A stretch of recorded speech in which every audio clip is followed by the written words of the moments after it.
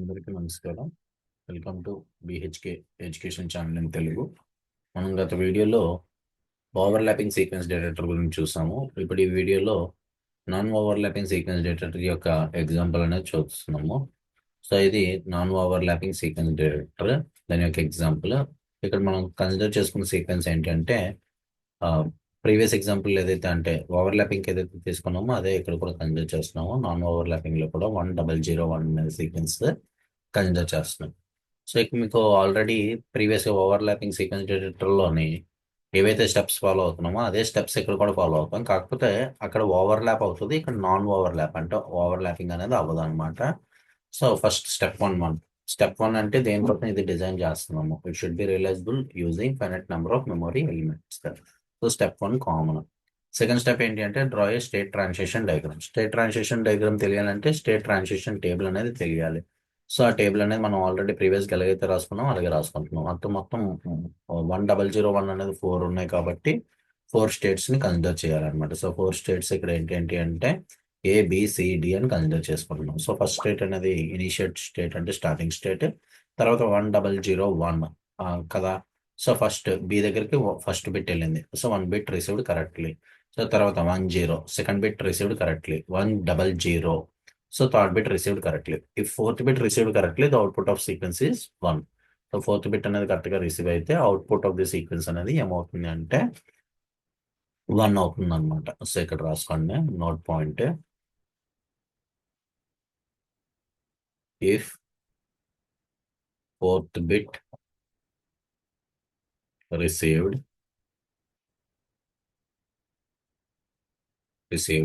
correctly, the output of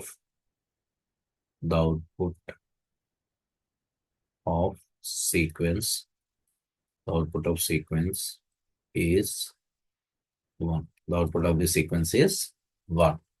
so fourth bit కరెక్ట్గా receive అయితే output of the sequence అనేది 1 అవుతుంది అనమాట. సో మనం state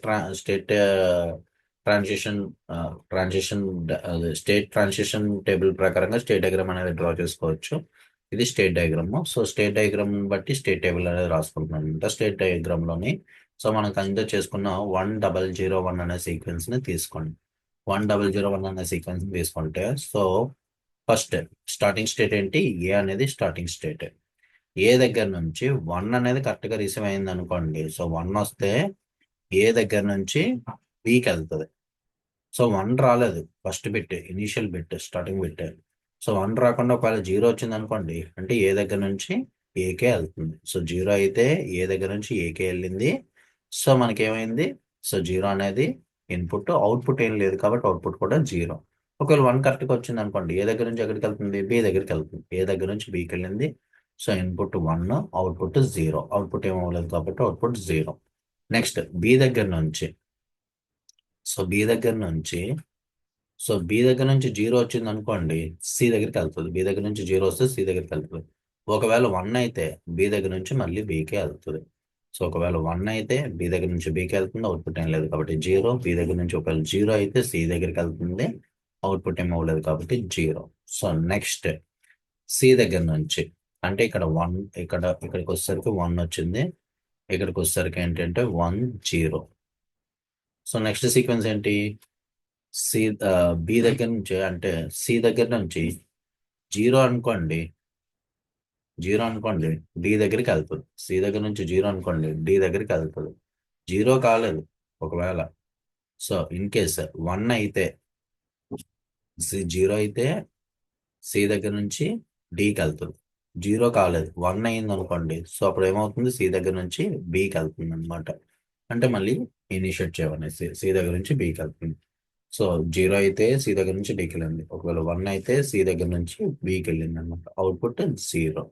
next finally last 1. So ఇక్కడికి వచ్చేసరికి 100 రిసీవ్ అయింది. 100 రిసీవ్ అయిన తర్వాత ఇన్ కేస్ మన సీక్వెన్స్ ప్రకారంగా 1 అయింది అనుకోండి. సో మళ్ళీ స్టార్టింగ్ స్టేట్ ఏ దగ్గరికి వెళ్ళమని చెప్తున్నాం అనమాట. 1 అయితే అవుట్పుట్ 1 తీసుకొని వెళ్తుంది. సో మనం పైన చెప్పుకున్న పాయింట్ ప్రకారంగా సో సీక్వెన్స్ కరెక్ట్గా డేటెక్ట్ అయితే 1 అయితే నెక్స్ట్ సీక్వెన్స్ సెర్చ్ చేస్తుంది అనమాట. సో ఒకవేళ జీరో అయింది అనుకోండి, సో జీరో అయితే మళ్ళీ అగైన్ మళ్ళీ సేమ్ స్టార్ట్ ఇనిషియేట్ చేయమని స్టార్టింగ్ స్టేట్కి పంపుతాం అనమాట. సో వన్ అయినా అంటే ప్రీవియస్ ఓవర్లాపింగ్ లో ఏంటి అంటే బి దగ్గరికి వెళ్ళేది, డి దగ్గర నుంచి బి దగ్గరికి అంటే వన్ కదా. సో ఇక్కడ అలా కాదు, మళ్ళీ స్టార్టింగ్ స్టేట్ దగ్గర నుంచి సెర్చ్ చేయమని చెప్తుంది అనమాట. సో జీరో అయితే ఏ దగ్గరికి వెళ్తుంది, వన్ అయినా ఏ దగ్గరికి వెళ్తుంది. జీరో అయితే output sequence zero, so one అయితే అవుట్పుట్ సీక్వెన్స్ వన్, ఎందుకంటే కరెక్ట్ గా మొత్తం అంతా సీక్వెన్స్ డిటెక్ట్ అయింది కాబట్టి అవుట్పుట్ సీక్వెన్స్ అనేది వన్ అనేది రాసుకుంటున్నాం అనమాట. సో దీన్ని బట్టి స్టేట్ టేబుల్ అనేది రాసుకుంటున్నాం, ఏ స్టేట్ దగ్గర నుంచి ఏ state, present state, next state, x equal to zero, x equal to output, x equal to zero దగ్గర ఏమో అవుట్పుట్ వచ్చింది, ఎక్స్ ఈక్వల్ టు వన్ దగ్గర వచ్చేది ఏమో అవుట్పుట్ వచ్చింది. సో ఫస్ట్ ప్రెసెంట్ స్టేట్ ఏ దగ్గర నుంచి జీరో అయితే ఏ దగ్గరికి వెళ్ళింది, అవుట్పుట్ జీరో. వన్ అయితే ఎక్స్ ఈక్వల్ టు వన్ అయితే బి దగ్గరికి వెళ్ళింది, అవుట్పుట్ జీరో. నెక్స్ట్ బి దగ్గర నుంచి జీరో అయితే సి దగ్గరికి వెళ్ళింది, సో వన్ అయితే వన్ దగ్గరికి వెళ్ళింది, అవుట్పుట్స్ రెండు దగ్గర జీరో కాబట్టి రెండు దగ్గర జీరో. సి దగ్గర నుంచి సి దగ్గర నుంచి జీరో అయితే జీరో ఇన్పుట్ అయితే సో డి దగ్గరికి వెళ్ళింది. సో వన్ అయితే వన్ ఇన్పుట్ అయితే బి దగ్గరికి వెళ్ళింది, రెండింటి దగ్గర అవుట్పుట్ జీరో కాబట్టి జీరో జీరో. నెక్స్ట్ డి దగ్గర నుంచి రెండు ఏ దగ్గరికి వెళ్ళాయి, జీరో అనేది ఏ దగ్గరికి వెళ్ళింది, వన్ అనేది కూడా ఏ దగ్గరికి వెళ్ళింది, అవుట్పుట్ ఏమొచ్చింది జీరో వన్, జీరో వన్. ఇది state table. State table state diagram ని బట్టి, స్టేట్ ట్రాన్సిషన్ డయాగ్రామ్ ని బట్టి మనం స్టేట్ టేబుల్ అనేది రాసుకుంటాం అనమాట. స్టెప్ 4 ఏంటంటే there is no redundant states in the state table. ఎలాంటి రెడెండెంట్ అంటే ఇంకేమైనా తగ్గించగలమా అంటే ఇంకేం తగ్గించలేం కాబట్టి there is no redundant states in state table. తర్వాత step number 5, a flip flop ని కన్సిడర్ చేస్తున్నాం, సో డి ఫ్లిప్ ఫ్లాప్ ని కన్సిడర్ చేస్తున్నాం. సో ఎందుకు డి ఫ్లిప్ ఫ్లాప్ ని కన్సిడర్ చేయాలంటే D is the data flip flop. So మనం data flip flop లో అడ్వాంటేజ్ ఏంటంటే ఏదైతే ఇన్పుట్ తీసుకుంటున్నామో అదే అవుట్పుట్ కింద వస్తుంది కాబట్టి మోస్ట్ ఆఫ్ ది కేసెస్ లో మనం డి ఫ్లిప్ ఫ్లాప్ లో కన్సిడర్ చేస్తాం అనమాట డిజైనింగ్ కండిషన్స్ లో. అదే విధంగా ఇది సింగిల్ ఇన్పుట్, అందువలన మనం preferable to use D flip flop. D flip flop ని చాలా ఎక్కువగా ప్రిఫర్ చేస్తాం అనమాట. ఎక్సైటేషన్ టేబుల్ అనేది రాసుకుంటాం. ఎక్సైటేషన్ టేబుల్ ని బట్టి సర్క్యూట్ ఎక్సైటేషన్ టేబుల్ అనేది బిల్డ్ చేయడం తెలుసు కదా మీకు, ఆల్రెడీ ఓవర్లాపింగ్ లో చెప్పాను. దాని ప్రకారంగానే సర్క్యూట్ ఎక్సైటేషన్ టేబుల్ అనేది బిల్డ్ చేయండి. సో ఫస్ట్ 4 జీరోస్ 4 వన్స్, తర్వాత ఏ, నెక్స్ట్ ఇక్కడ B C D, A B C D, 0 0 0 1 1 0 1 1. A అంటే 0 0, బి అంటే 0 1, సి అంటే 1 0, డి అంటే 1 1. సో తర్వాత దాన్ని బట్టి నెక్స్ట్ స్టెప్స్ ఏమొచ్చాయో దాని ప్రకారంగా ఇక్కడ పైన నెక్స్ట్ స్టేట్ లో వచ్చాయి కదండి. సో నెక్స్ట్ స్టేట్ లో వచ్చిన దాని ప్రకారంగా ఇక్కడ తీసుకుందాం. సో పైన నెక్స్ట్ స్టేట్ లో ఏవైతే వచ్చాయో ఇక్కడ ఏ దగ్గర నుంచి బికి, సో నెక్స్ట్ స్టేట్ లో ఏసిడి, ఏసిడిఏ, బిబిబిఏ, ఏసిడిఏ. సో ఏ 0 0, సి 1 0, డి 1 1, ఏ 0 0. తర్వాత ఏమొచ్చాయి అన్ని బీలు 0 1 0 1 0 1, లాస్ట్ లో ఏ 0 0. సో దాని ప్రకారంగా ఇవి ఇవైతే రాసుకుంటున్నాం. సో నెక్స్ట్ అవుట్పుట్ ఏదైతే వచ్చిందో అవుట్పుట్ అనేది డైరెక్ట్ గా రాసుకుంటున్నాం. అవుట్పుట్ వచ్చిన అవుట్పుట్ సీక్వెన్స్ ని ఇక్కడ డైరెక్ట్ గా రాసుకుంటున్నాం. సో ఇప్పుడు ఎక్సైటేషన్ టేబుల్ ను బట్టి ఈ D1 D0 రాసుకుంటున్నాం. సో ప్రీవియస్ గా మనం మీకు చెప్పాను. సో దాని ప్రకారంగా ఒక్కసారి జాగ్రత్త చూడండి, మళ్ళీ ఒకసారి సింపుల్ గా అర్థం అవడం కోసం.